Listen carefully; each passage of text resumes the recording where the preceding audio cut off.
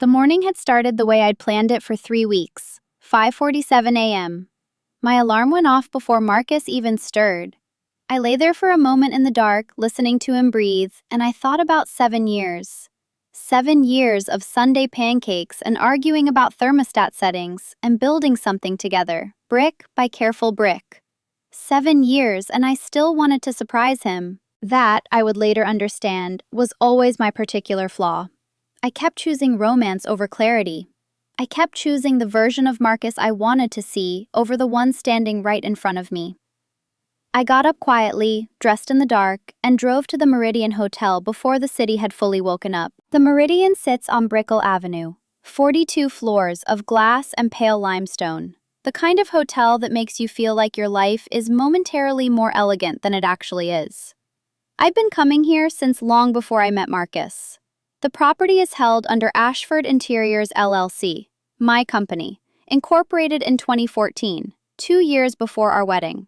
And the suite on the 14th floor is one I use for client meetings when I need to impress without disclosing too much about my own address. I'd booked it for our anniversary the way I book all my LLC reservations.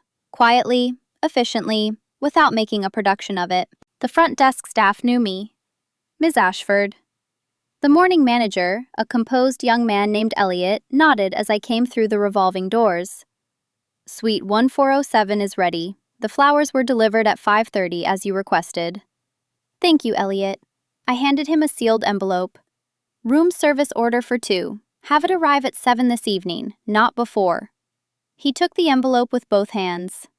Of course. Will there be anything else? Not this morning. I went up, checked the suite. 37 roses in a cut crystal vase on the mahogany dining table. The champagne was chilling. The window gave a full sweep of the bay, silver gray in the early light. I stood there for a moment, feeling something I can only describe as deliberate happiness. The kind you manufacture because you're afraid the natural kind has been leaking away for months and you haven't let yourself look at the hole yet. I took a photograph of the room. I take photographs of everything important. It's a habit so old, I don't think about it anymore. I just do it. Contracts, receipts, rooms I want to remember, people I want to study later when I'm less distracted. Marcus used to tease me about it. You document everything, Callie. You're going to outlive us all just from sheer record keeping. I didn't know, standing in that room at 6 a.m. with the bay going silver outside the window, that the photograph would matter in ways that had nothing to do with nostalgia. I left the hotel and drove to the office. I had a full day before the evening surprise. I told Marcus I had a late client dinner and would meet him at home by 9. That was the cover. He'd seemed distracted when I said it, which I filed away in the same cabinet where I'd been filing similar observations for approximately 6 weeks. The late nights, the phone face down on the counter, the particular quality of his silence at dinner. Not peaceful silence, but sealed silence. The kind that has a seam you're not supposed to find. 2 Tuesdays ago, he'd asked me about the Vanguard account. We had, a joint investment account, opened 4 years into the marriage when we were feeling optimistic and financially coordinated. The balance at last check was somewhere near $210,000. Just making sure I know where everything is, he'd said, in the kitchen, not looking up from his phone. For the financial planner, she wants a full picture. We didn't have a financial planner. We'd talked about getting one. We hadn't. I'll send you the login, I said and watched his face. Nothing. Smooth, easy, a small nod. Thanks, babe. I sent the login, and then, because I am who I am, because I document things, I set a notification on the account for any access or transfer activity. That was a Tuesday. By Thursday, I had a notification. Someone had logged in and viewed the transfer interface. No transfer completed, but the page had been visited. From an IP address that wasn't our home network. I didn't say anything. I called Diana instead. Diana Reyes has been my corporate attorney since the LLC was 2 years old and needed a competent human being to keep it growing in the right direction. She is the kind of lawyer who asks questions slowly and then moves very fast. I told her what I'd seen. I told her about the sealed silences and the face-down phone and the 6 weeks of careful observations I'd been making without quite admitting to myself that I was making them. Do you want me to start a preliminary review of your joint assets? She asked. Yes, I said. Quietly. How quietly? He shouldn't know we're looking. There was a pause that meant she understood exactly what I was really asking. I'll need a few weeks. Take them. That conversation happened 6 weeks before our anniversary. In those 6 weeks, I planned a romantic surprise with one hand and quietly inventoried our joint financial exposure with the other. That is not a contradiction. That is what it looks like when a woman isn't ready to know something for certain, but knows she needs to be prepared for when she does. At 4 p.m. on the day of our anniversary, I left the office early and went home to change. Marcus had texted at noon. Don't wait up if the dinner runs late. I might be at the office. Something about a quarterly review that couldn't wait. I read it twice. I put my phone face up on the kitchen counter. Then I changed into the dress I'd bought for the evening. Black, simple, the kind of dress that says I made an effort without announcing it. And I drove to the Meridian. I had the spare key card for 1407 in my purse. I'd kept it from check-in. Elliot was at the desk when I came in. He looked up and then did something unexpected. He glanced toward the elevators and then back at me, with an expression that was carefully professional, but contained a fraction of a second of something else, something cautious. "Miss Ashford," he said, the room is occupied." I stopped. "I'm sorry?" "A Mr. Marcus Ashford checked in approximately 90 minutes ago. He presented himself as your husband and said you'd sent him ahead." Elliot's voice was perfectly measured, but his hands were very still on the desk. "Our records show the reservation is under your LLC, and he is listed as an authorized guest at your standing instruction from previous visits, so we—" "That's fine, Elliot." My voice didn't waver. I was mildly astonished by that. "Thank you." I turned toward the elevators. Inside, alone, rising toward the 14th floor, I felt the thing I'd been not feeling for 6 weeks settle into the center of my chest like cold water finding its level. He was already there, 90 minutes early, and I had planned for 7 p.m. The elevator opened on 14. The hallway was long and carpeted in dark gray, wall sconces burning amber. My heels made no sound. I was 20 feet from 1407 when I heard the laugh. It wasn't his laugh. It was lighter, sharper, and entirely at ease in a way that told me this was not a first time, not a nervous occasion, not something new. I stopped. I stood in that hallway for what felt like a long time but was probably less than 30 seconds. I looked at the door. I looked at the key card in my hand. And then I looked at my phone, and I called Diana. "Diana," I said. My voice was so level it frightened me slightly. "Activate everything we discussed. Tonight." A pause of exactly 2 seconds. "Are you certain?" "I am." "I'll make the calls. Callie," she hesitated, which Diana almost never does. "Are you all right?" "I will be," I said. "Give me 10 minutes." I hung up. I stood outside the door of a room that belonged to my company, in a hotel that belonged to my company, listening to my husband laugh with someone who was not me on the other side of it. And then I slid the keycard into the lock. The light blinked green. I pushed the door open. The 37 roses were the first thing I saw, because they were exactly where I'd placed them, and they were very red, and they were mine. Then I saw Marcus. Then I saw her. Rebecca Cho is 41 years old, the vice president of talent strategy at our Klein Group, which is the financial consulting firm where Marcus has worked for the past 4 years. I had met her exactly 3 times: a company holiday party, a charity gala where our Klein sponsored a table, and a dinner Marcus had described as a networking obligation. She is the kind of woman who presents as formidably competent in every room she enters, which I had always respected from a professional distance. She was standing in the middle of my suite in a silk blouse and dark trousers, and Marcus's hand was at her jaw, and they were kissing in a way that is not ambiguous in any language. 3 seconds passed. I know it was 3 because I counted them. Some part of my mind, the part that documents things, was already running. Marcus saw me first. The color left his face so completely and so quickly that I remember thinking, clinically, that I had never seen a human being go that pale in real time. He stepped back, his mouth opened. Rebecca turned. And here's what I noticed in that first fractured moment. Her expression was not guilt. It was confusion. A very specific confusion. The kind that arrives when something you believe to be true has just been directly contradicted by physical evidence. She looked at me, and then at Marcus, and then back at me. And what crossed her face was not the face of a woman caught doing something she knew was wrong. It was the face of a woman who had just been told something she hadn't known. I filed that away. I would need it later. "Callie," Marcus said. I walked to the dining table. I set my purse down next to the roses. I looked at both of them with the same measured attention I give to a contract I haven't signed yet. "You have 30 minutes to get out," I said. "This is my room." Not our room, my room. Under my LLC, booked in my name. I wanted that understood immediately. Marcus moved toward me. "Let me explain." I didn't ask for an explanation. I turned to him fully. "I asked you to be out in 30 minutes. If you're not, I'll call down to the desk and have hotel security assist you. And that will be a different kind of evening than the one either of us planned." He stopped. He knew I meant it. 7 years, and he knew when I was beyond persuasion.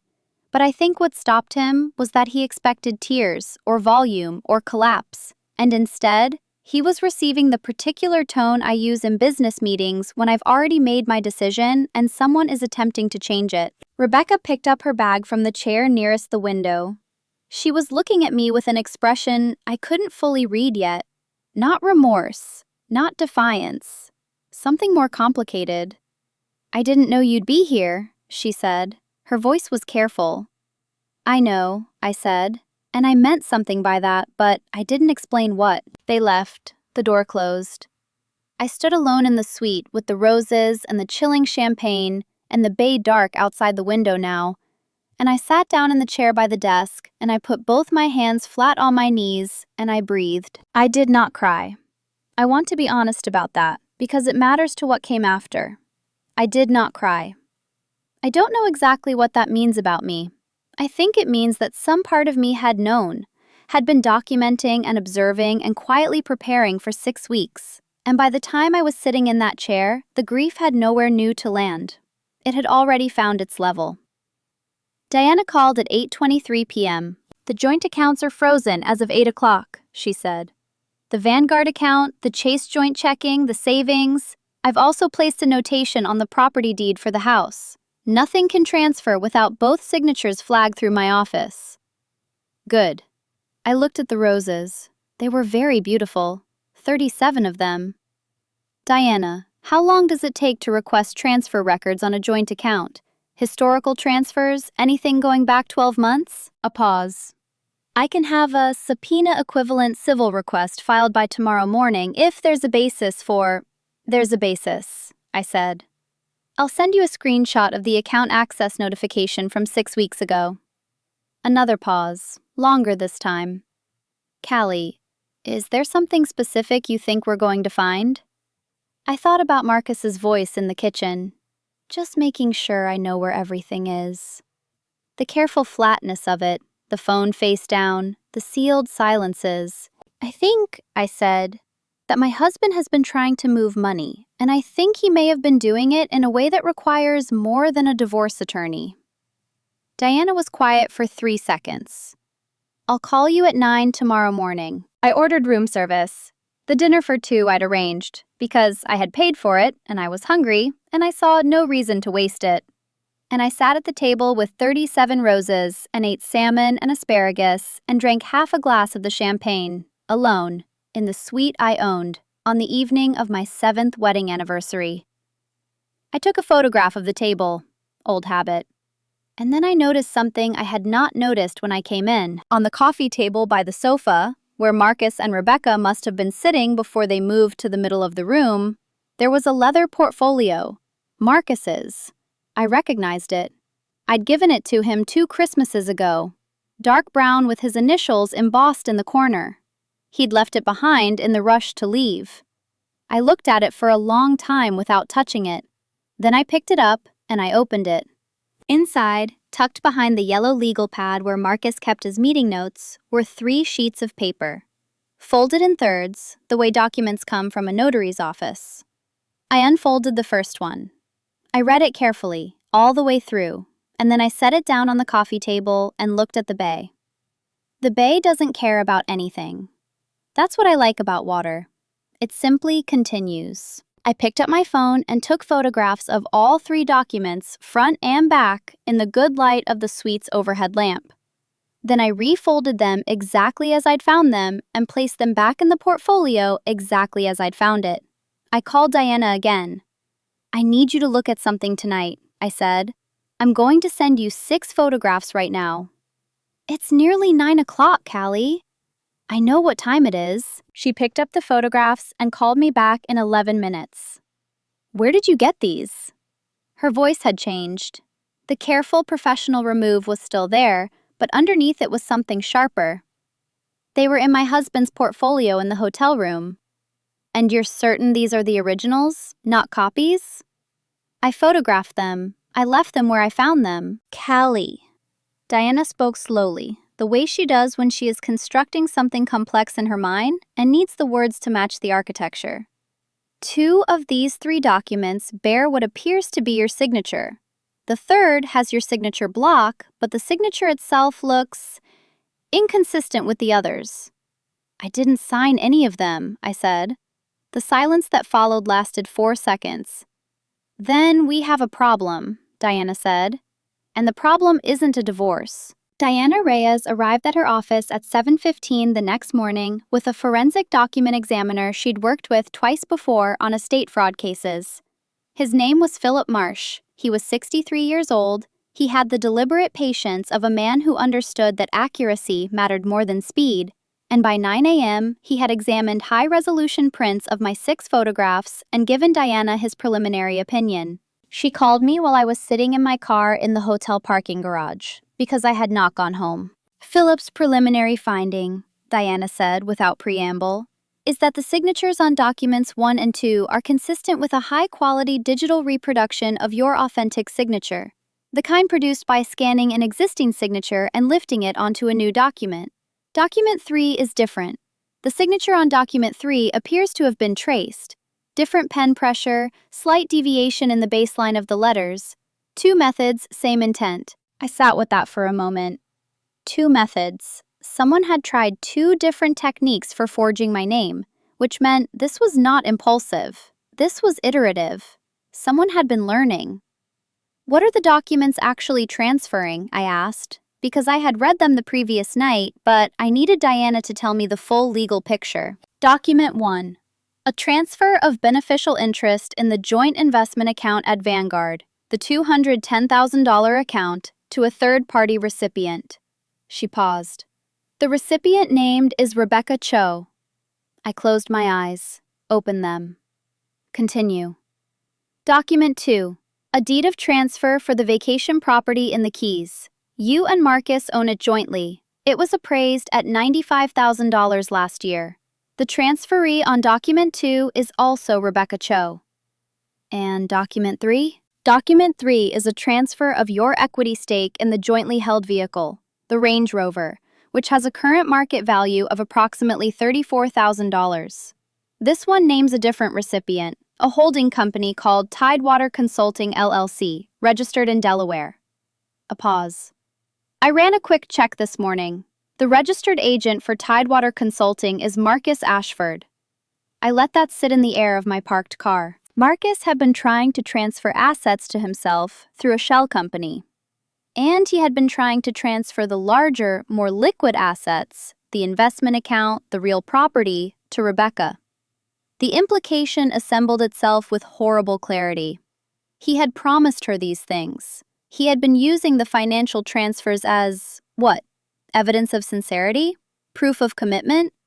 A down payment on a future he was building while living in mine. "What's the total value?" I asked. "The 3 combined?" "Approximately $339,000 at current valuation." $339,000.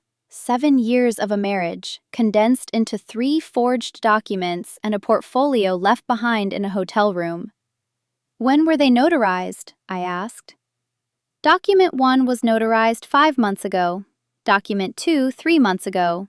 Document 3 is the most recent. It's dated 6 weeks ago, Callie, which is the same week he asked me about the Vanguard account. The same week I'd called Diana the first time. The same week the account access notification had fired on my phone. He had walked into the kitchen and asked about the account 2 days after signing a document to transfer it to someone else. He had wanted to confirm the current balance. He had wanted to know what he was stealing before he finished stealing it. Diana, I said, what's the legal exposure here? Criminal exposure. Forgery of a financial instrument in Florida is a felony, 3rd degree at minimum, potentially 2nd depending on value thresholds. The $210,000 Vanguard transfer alone crosses the threshold for grand theft. If this goes federal, and it may because the Delaware holding company and the Keys property introduce interstate elements, we're looking at wire fraud potentially. She paused again. I'm not a criminal attorney. I need to refer this to someone who is. Do that, I said. And Diana? The documents are still in the portfolio in the hotel room. Marcus left them. Do we need to secure them? I've already thought about that. We can't take them without his knowledge. They're his documents, even if they're fraudulent. What we have are your photographs, which constitute evidence of their existence and content. I'm going to recommend we file a civil preservation notice today, requiring him to maintain all financial documents, which will legally prohibit him from destroying them. If he destroys them after that, that's obstruction. File it. I already drafted it this morning. A beat. Callie, this is going to get very large very fast. Are you prepared for that? I look through the windshield at the concrete wall of the parking garage, level P3, painted yellow lines, a fluorescent light flickering 40 feet away. I've been preparing for 6 weeks, I said. Make the calls. What I had not prepared for was Rebecca calling me. My phone rang at 11:14 that morning from a number I didn't have saved. I answered it anyway. This is Callista Ashford. A short pause. This is Rebecca Cho. Her voice was controlled in the way that voices are when someone has been crying but has stopped and is not going to start again. I know you have no reason to take this call. I'm asking you to give me 5 minutes. I was quiet for a moment. I thought about her face in the hotel room, that specific confusion, the absence of the guilt I'd expected. 5 minutes, I said. What she told me in those 5 minutes was this. Marcus had told her they were separated. 8 months ago, he had told her that his marriage was effectively over, that he and his wife, Callista, had made a mutual decision to live separately while finalizing the terms of a divorce, and that the process was simply taking time because of the financial complexity involved. He had told her this consistently, in detail, with what she described as specific legal language that made it convincing. He had mentioned attorneys. He had mentioned mediation sessions. He had told Rebecca that he was renting an apartment on weeknights, which was why he sometimes couldn't be reached in the evenings, and she had believed him, and had not tried to contact him at what she understood to be his former family home. He had shown her the documents. That stopped me. He showed you the transfer documents? He said he called them settlement documents. Rebecca's voice was very flat. He said they were part of the divorce settlement. He said these were things he wanted me to have because he wanted me to know this was real to him, that he was serious about a future. A pause with something ragged at its edge. I thought they were romantic. I thought he was being generous. I'm not a lawyer. I didn't think to look at them closely. She hadn't known. I had already suspected it from her face in the hotel room, but now I knew. Rebecca, I said carefully, those documents have my signature on them. I did not sign them. The silence on her end was absolute. He forged my signature, I said, on documents that would have transferred $339,000 in assets partially to you. I heard her exhale, a single sharp breath. Oh God, that makes you an unintentional recipient of potentially fraudulent transfers. Your attorney will need to know this. I don't. She stopped. I need to call a lawyer. Yes, I said. You do. I paused. Rebecca, I'm telling you this not as a kindness, but because you deserve to have accurate information about your legal situation. Whatever else is true about these last 8 months, I don't think you set out to participate in fraud. Another silence. Then, I'm sorry, I know that doesn't. It doesn't fix anything, I agreed. But I heard you say it. I ended the call. I sat in my car on level P3 of the Meridian Hotel parking garage, and I listened to the fluorescent light flicker 40 feet away. And I thought, he lied to both of us. He had 2 separate fictions running in parallel, one for me, one for her. And he had used each of us to sustain the other. He had promised Rebecca a future, funded by assets he didn't have the unilateral right to transfer. He had maintained his marriage as cover for the 8 months he needed to complete those transfers. He had been managing 2 completely different realities, and in each one, the woman involved believed she knew the truth. I thought about the sealed silences at dinner, the particular quality of his distance. I had interpreted it as guilt about the affair, but I think now it was something more exhausting than guilt. It was the cognitive load of running 2 complete stories simultaneously, of keeping every detail sorted, of never making a mistake. He had made one.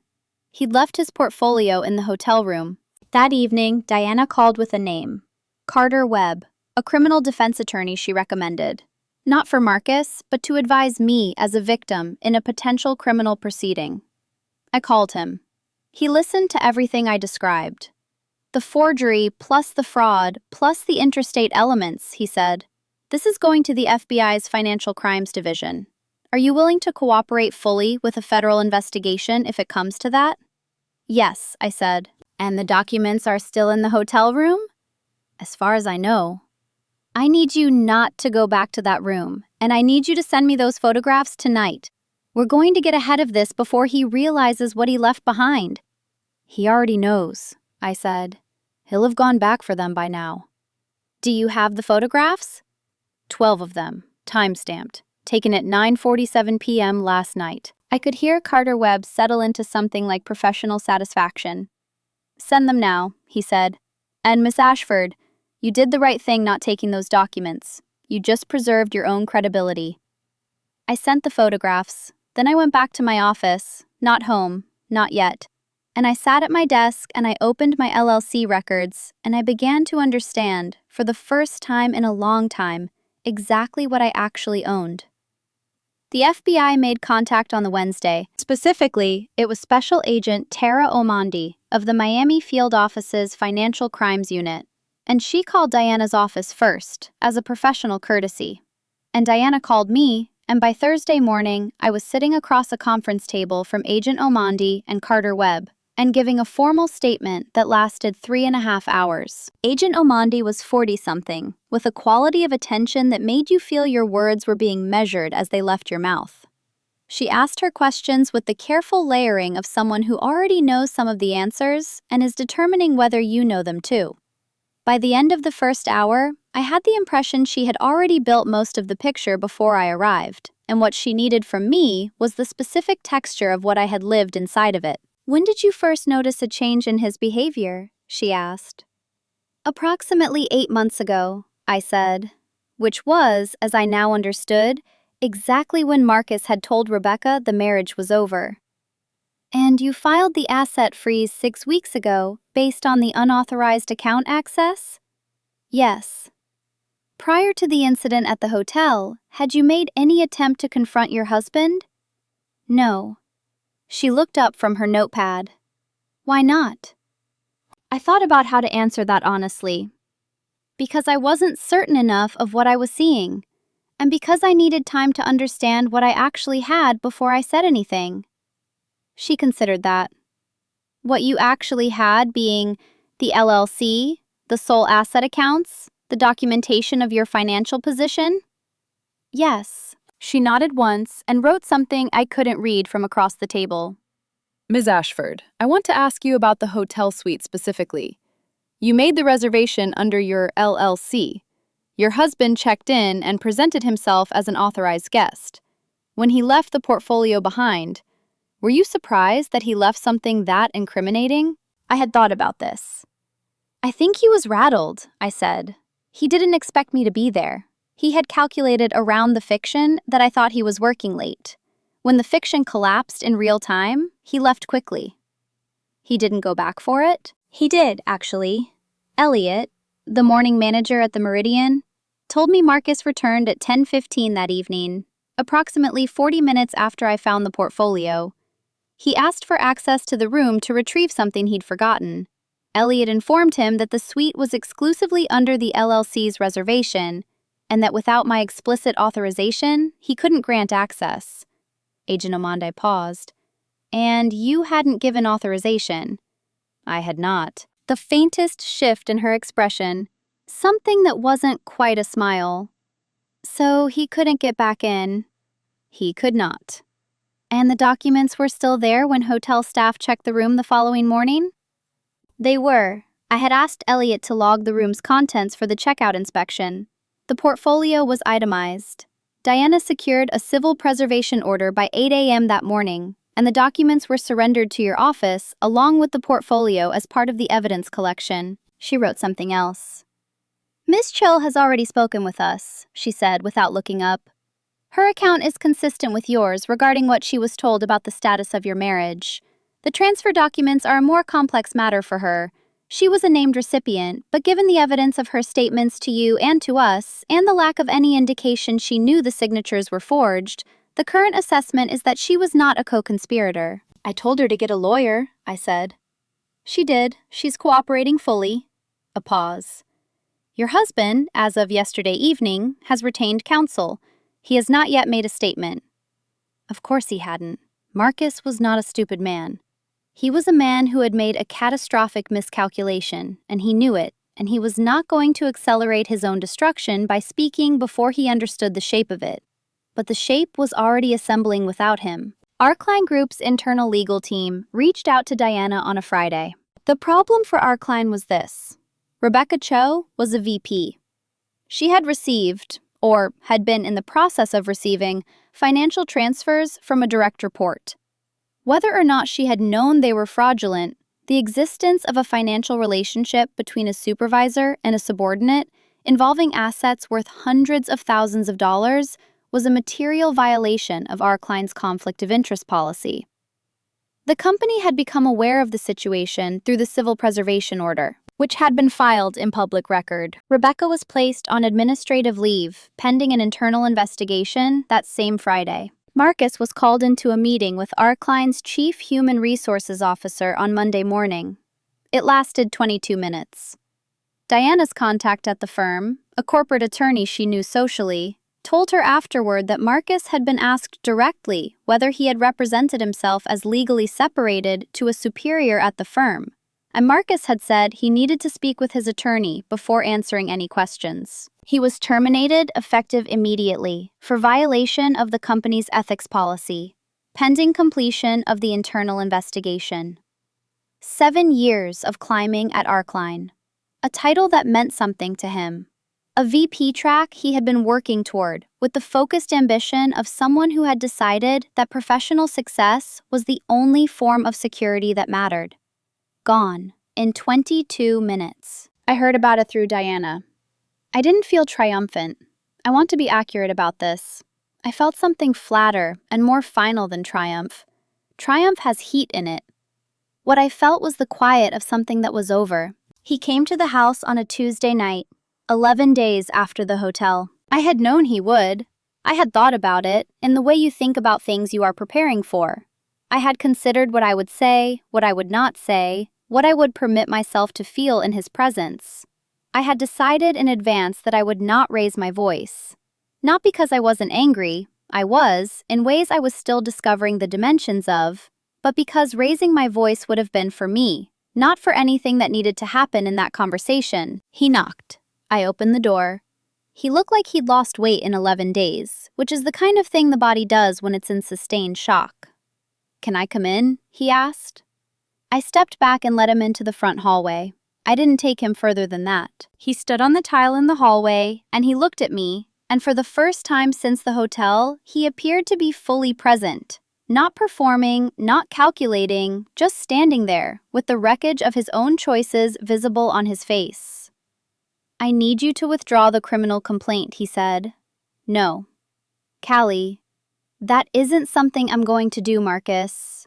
He pressed a hand to his forehead, a gesture I recognized from 7 years of watching him under stress. The hand to the forehead, the exhale, the effort to reset. "Do you understand what federal charges would mean? Do you have any idea what this would do to my life?" "I have some idea," I said. "Yes, I made a mistake. I know I made a mistake." His voice was urgent now, with a kind of desperation that was not quite an appeal to my compassion and not quite a threat. It occupied the uncomfortable space between them.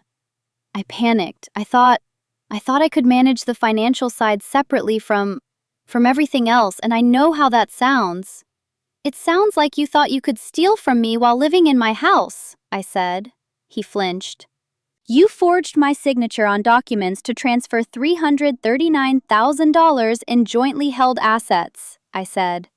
"Across 5 months, using 2 different methods because the first one wasn't convincing enough." I looked at him steadily. "That's not panic. Panic is a single bad decision made in a crisis. This was a plan. This was iteration." "I was going to pay it back. When I got the VP promotion, I was going to." "You were going to replace money you'd stolen with money you hadn't yet earned, while living in a marriage you'd told your girlfriend was already legally over." I paused. "Marcus, I need you to hear me say this. There is no version of this conversation that ends with me withdrawing that filing. What you did goes beyond our marriage. You committed fraud. You forged legal documents. That belongs to a legal process now, not to me." He stood there. His hand dropped from his forehead. Something in his face collapsed. Not dramatically, not in a way that would make a good scene, but quietly, the way a structure loses integrity when the thing that was holding it up has been removed. "I wasn't trying to hurt you," he said. I thought about that. I thought about 37 roses in a crystal vase. I thought about 5:47 a.m. and driving to the Meridian in the dark, still choosing romance over clarity. "No," I said. "You weren't thinking about me at all. That's actually the thing I'm going to have to learn to live with." He didn't say anything else. He walked out of my front hallway, and I heard his car start in the driveway, and I stood in the empty hallway for a long time. I had not cried in 12 days. The fact of that was strange to me. Not a source of pride, just a strange data point about how I process certain kinds of catastrophic change. The loss of Marcus the husband had been superseded, almost immediately, by the necessity of responding to Marcus the fraud. My grief had not had room to be grief. It had been converted almost instantly into strategy, and now the strategy was largely in other people's hands. The FBI's, Carter Webb's, Diana's, and I was standing alone in my front hallway at 9:30 on a Tuesday night with nothing to do. And I realized I still hadn't cried. And I stood there waiting to see if I would. And I didn't. The question that remained, the one I couldn't strategize around, was what had been real. 7 years of a marriage. Which parts of it had he been present for? At what point had he started calculating? Had the man who taught me to make his grandmother's brisket recipe and argued with me about every home renovation decision and fell asleep on the couch during movies we both pretended to be watching?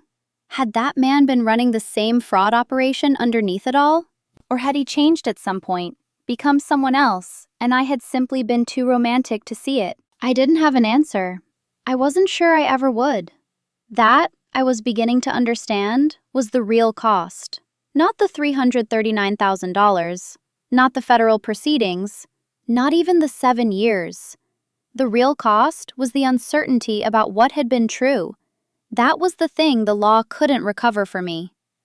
3 months pass quickly when you are very busy, and I was very busy. I will not give you a trial narrative because the resolution of legal proceedings is rarely dramatic in the lived experience of it.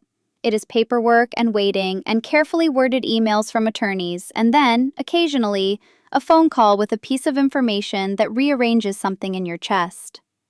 The phone call that mattered came on a Thursday in November. Carter Webb. Marcus entered a guilty plea this morning. Forgery of a financial instrument, 2 counts. Grand theft over $100,000, 1 count. Recommended sentence under the plea agreement is 24 months probation, $180,000 in restitution. That's the value of the 2 successfully notarized transfers, before they were frozen, and 200 hours of community service. No prison time, I said. The federal prosecutor agreed to probation, given that no money actually transferred, given his prior clean record, and given his cooperation with the broader investigation. Callie, his cooperation helped them identify the notary who accepted the forged documents. Apparently, this individual had been involved in similar schemes for 3 other clients. That's a bigger fish. I thought about Marcus, sitting across from federal investigators, answering questions, trading information for leniency. I thought about what that must have cost him, not ethically, but in the specific currency of a man who had organized his identity around professional success and the appearance of control. The restitution goes to me? I asked. It goes back into the joint estate, which will be distributed according to the divorce settlement. Given that the jointly held assets were the target of the fraud, the settlement is structured heavily in your favor. The Keys property, the investment account, the full proceeds of the vehicle, all to you, along with your sole LLC holdings, which were never in dispute.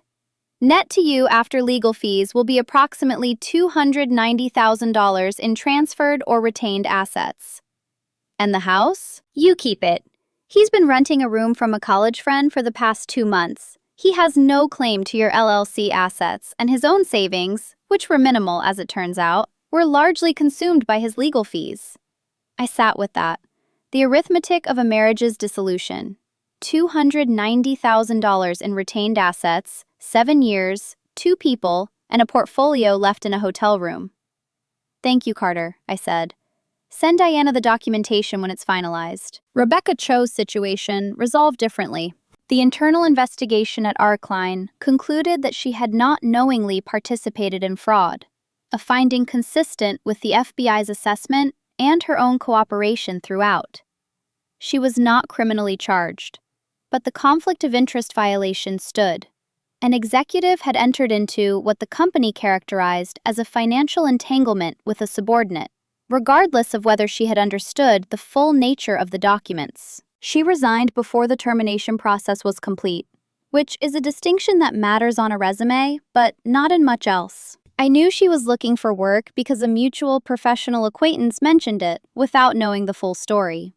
I did not feel satisfied by this. I had not wanted Rebecca Cho to suffer professionally. She was not the architect of what had happened. She had been used, efficiently and coldly, by someone who understood exactly how to present a believable fiction to a woman who wanted to believe she was the exception. I have thought a great deal in the months since about the mechanics of how Marcus managed it. The talent required to maintain 2 complete realities, 2 women who each believed they had an accurate picture of his life, is genuinely specific. It is not the talent of an honest man who made a single catastrophic error.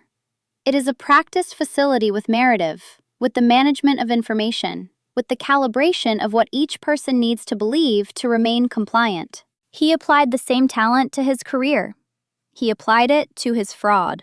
I wonder sometimes whether I ever knew him, or whether I knew an exceptionally well-constructed character that he played for 7 years. I met Rebecca once more, in December.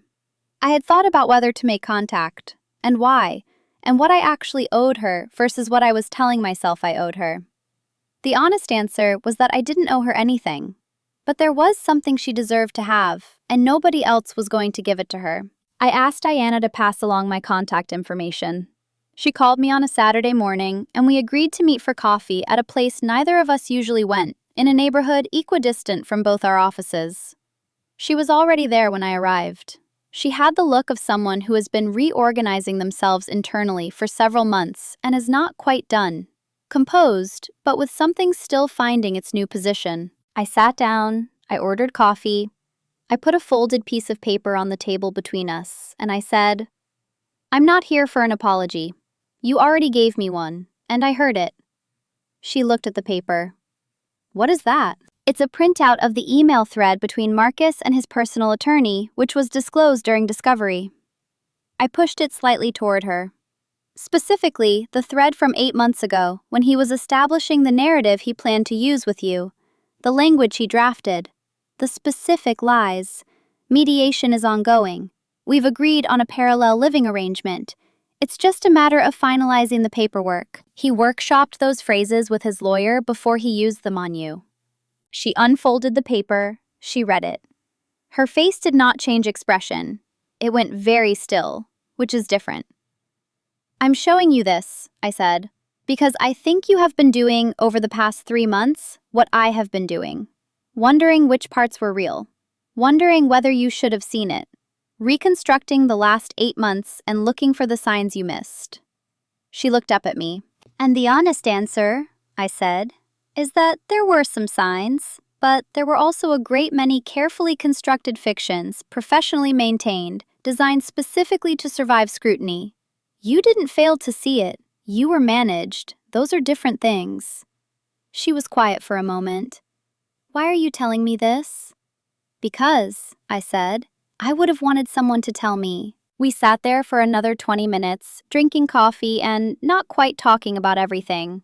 And then we paid and we went in different directions. And I don't expect to see her again, and that is exactly appropriate.